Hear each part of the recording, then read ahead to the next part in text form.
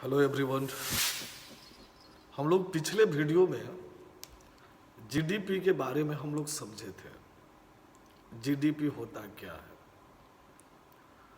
और हम लोग इस वीडियो में थोड़ा सा जीडीपी जीएनपी में थोड़ा सा डिफरेंस हम लोग समझेंगे। हल्का डिफरेंस होता है जिसको समझना जरूरी होता है हम लोगों के लिए, और उसके लिए जीडीपी के लिए हमारे पास दो कॉन्सेप्ट है। वो जीडीपी एट मार्केट प्राइस और दूसरा जीडीपी एट फैक्टर कॉस्ट। अब इसका मतलब क्या होता है? जीडीपी एट मार्केट प्राइस का मतलब क्या होता है? जीडीपी एट फैक्टर कॉस्ट का मतलब क्या होता है? इसको हम लोग समझेंगे, और इतना जब हम लोग समझ जाएंगे तो हमारा जीडीपी का कॉन्सेप्ट हमारा क्या होगा पूरा क्लियर हो जाएगा। तो थोड़ा सा हम लोग इस बात को हम लोग समझते हैं। अगर जीडीपी के बारे में अगर कहे और जीएनपी के बारे में अगर कहे तो हम लोग एक एग्जाम्पल के माध्यम से हम लोग समझ सकते हैं। हम लोग जीडीपी के बारे में यह बात हम लोग समझे थे कि किसी भी देश का कंपनी हो,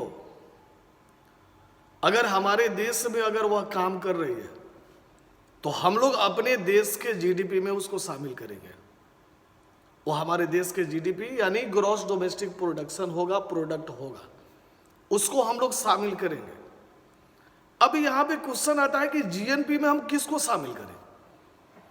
जीएनपी में हम लोग केवल अपने देश के कंपनी को शामिल करेंगे, यानी अपने देश का जो कंपनी है वह जितना प्रोडक्शन कर रही है, वह चाहे अपने देश में प्रोडक्शन करे तब, चाहे दूसरे देश में प्रोडक्शन करे तब, उसको ही हम लोग शामिल करेंगे। जैसे एक मिनट हम लोग इंडिया के सेंस में समझते हैं। यहां पे एक एग्जांपल के माध्यम से हम लोग समझते हैं इंडिया के सेंस में। जैसे हम लोग इंडिया में हैं और यहां पे हमें जीडीपी देखना है और यहां पे हमें जीएनपी को लेके चलना है। जैसे अगर कोई अमेरिकन कंपनी है वो, और अमेरिकन कंपनी है, और यह अमेरिकन कंपनी क्या कर रही है? प्रोडक्शन इंडिया में कर रही है। प्रोडक्शन इंडिया में कर रही है, इन इंडिया प्रोडक्शन इंडिया में कर रही है, तो हम इसको जीडीपी में शामिल करेंगे, यानी हमारा जीडीपी होगा, लेकिन हमारा ग्रॉस नेशनल प्रोडक्ट नहीं होगा, यानी यहां पे हम लोग शामिल नहीं करेंगे।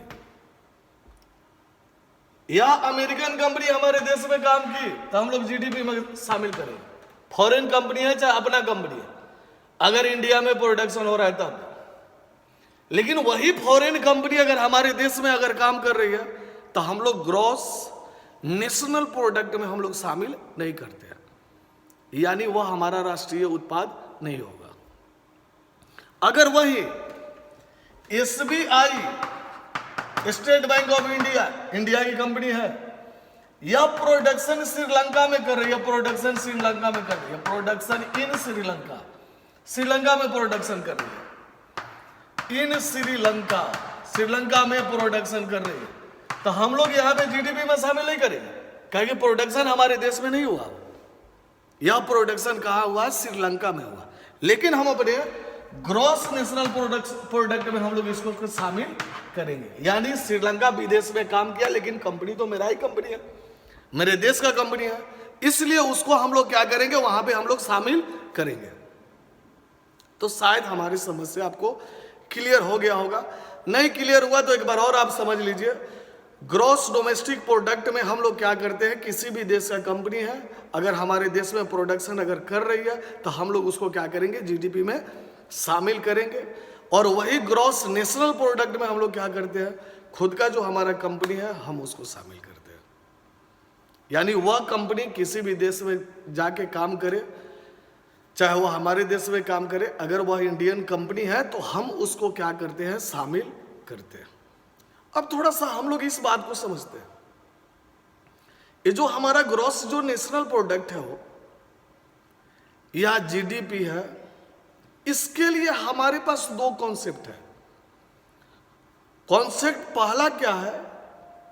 जीडीपी एट मार्केट प्राइस, और दूसरा number GDP at factor cost. अब इसका मतलब क्या होता है? ये जो मार्केट प्राइस वाला जो कॉन्सेप्ट है ना, वह हमारा एक्सपेंडिचर अप्रोच पर आधारित है। एक्सपेंडिचर अप्रोच पर आधारित है इसलिए कि हम लोग यहां पे क्या करते हैं, डेप्रिसिएशन को घटाते हैं। जब हमें नेट डोमेस्टिक प्रोडक्ट निकालना रहता है तब, इसीलिए हम जो कहते हैं, यानी कि मार्केट प्राइस पर अगर कॉन्सेप्ट अगर हम लोग फॉलो करते हैं तो वह हमारा एक्सपेंडिचर अप्रोच होता है। ऐसा इसलिए कि हम लोग क्या करते हैं वहां पे डेप्रिसिएशन, और हम लोग डेप्रिसिएशन के बारे में यह जानते हैं कि डेप्रिसिएशन हमारे लिए एक्सपेंसेज होता है, इसीलिए उसको एक्सपेंडिचर अप्रोच कहा गया। जब वही अगर फैक्टर कॉस्ट कॉन्सेप्ट पर आते हैं तो हम उसको इनकम अप्रोच बोलते हैं। और इनकम अप्रोच हम लोग इसलिए उसको बोलते हैं कि हम लोग वहां पे इनडायरेक्ट टैक्स लेते हैं और साथ साथ हम लोग वहां पे इकोनॉमिक कंसेशन भी लेते हैं, यानी आर्थिक सहायता भी लेते हैं। और स्वाभाविक है, टैक्स जो है वह सरकार का रेवेन्यू होता है, इसीलिए इसको क्या बोला जाता है, इनकम अप्रोच बोला जाता है। अब थोड़ा सा मेरा बात आप समझिएगा। अगर आपसे यह बात अगर पूछ दे कि net domestic product at market price क्या होगा, यानी नेट डोमेस्टिक प्रोडक्ट, तो नेट डोमेस्टिक प्रोडक्ट में हम लोग क्या करते हैं, जीडीपी में से हम लोग क्या करते हैं, डेप्रिसिएशन घटा लेते हैं। तो वही ना हमारा क्या आ जाता है, नेट डोमेस्टिक प्रोडक्ट आ जाता है हमारा। जब हम लोग जीडीपी में से, यहां पे थोड़ा सा बात अगर समझिएगा, हम आपको बोले क्या, अगर आपसे पूछ देता net domestic product at market price, MP का मतलब मार्केट प्राइस, तो हम क्या करते हैं, जीडीपी एट मार्केट प्राइस में से हम लोग क्या करते हैं, डेप्रिसिएशन घटा लेते हैं। डेप्रिसिएशन हम घटा लेंगे, वही हमारा क्या होगा, net domestic product at market price. अब यहां पे तो ये भी हो सकता है, अगर आपसे पूछ दे जीडीपी एट मार्केट प्राइस बराबर क्या होगा, तो ठीक हम लोग क्या करेंगे, डेप्रिसिएशन को इधर भेज देंगे, यानी जीडीपी एट मार्केट प्राइस बराबर क्या होगा, NDP at market price plus depreciation, यानी डेप्रिसिएशन को हम लोग क्या करेंगे, जोड़ देंगे। सिंपल सा मैथ है। अब थोड़ा सा मेरा बात आप समझिएगा। अगर वही आपको पूछे क्वेश्चन